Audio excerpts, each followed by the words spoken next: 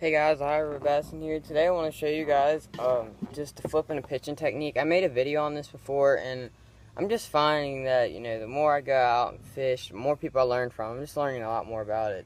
I did a video on it with the cast and stuff. It was a pretty good video, so if you guys want to look at more of the casting stuff of it, go check out that video. I'll link it in the description. But this is going to be more like baits and setup. So first off, my setup, I used to use Veritas rods a lot. I'm actually using these G Loomis rods. These are just prototype ones, like BB Bends, like just with the G Loomis blanks in them. And yeah, they're just great rods. It's a 7-foot heavy action. I use as far as flipping and pitching goes, I use a 7-foot rod a lot of times. Sometimes I use a 7'6", just depending on how heavy of the cover I'm going to pitch. But 7-foot I can usually get away with. I do like 17 to 20 pound test fluorocarbon line. Fluorocarbon is just a lot better for flipping and pitching because it's invisible, it sinks. It's just going to help you out in the long run. As far as the reel goes, I like a 6:4 to 1 gear ratio to the 7:1 to 1 gear ratio reel. This happens to be an Abu Garcia Revo S. This is a great reel, super smooth, guys. If you guys are even thinking about, if you guys are looking for a reel between the $100 and $150 range, get the Revo S. You're gonna be so happy with it. And now as far as the hook and weight go, I like to use 1/8 ounce around here to 3/16 ounce. When I'm going down to Kentucky Lake, I'm gonna throw a quarter. When I'm getting to I don't know, other lakes like I don't know, Beaver, I'm gonna pitch 1/2 ounce weights. And then when I get to Okeechobee grass flip, I'm gonna use 3/4 ounce, full ounce, even sometimes 1.5 ounce weights.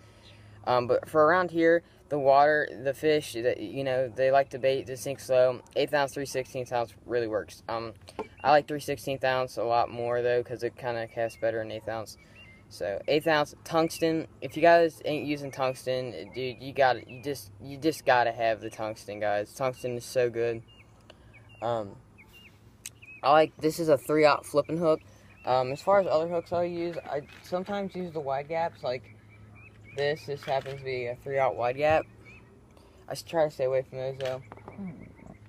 Another hook I really like is the VMC hooks. This happens to be a 3/0 short, straight with a shank in it.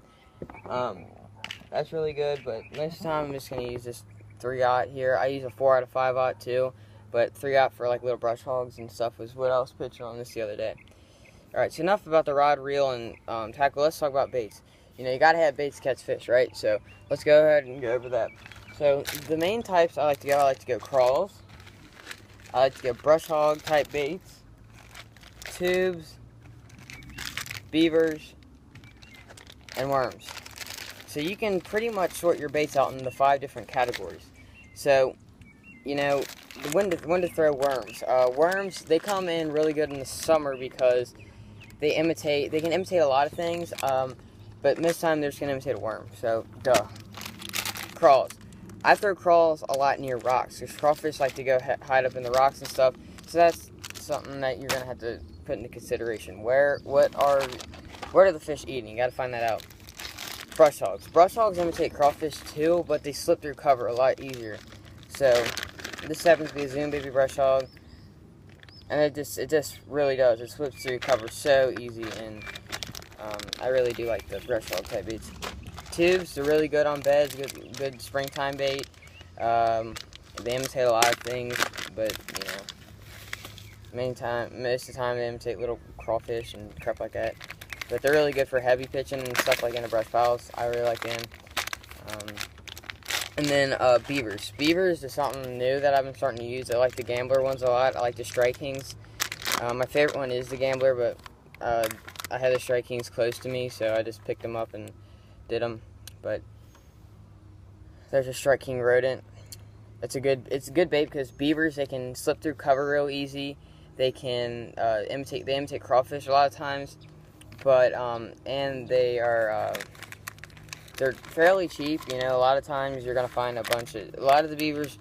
A lot of times you're gonna find crawfish baits and tubes and stuff that are really expensive and stuff. The beavers happen to be on the cheaper side. I know Gambler sells their little otters for $10. You can get like 30, 40, 50 something, a pro pack for them.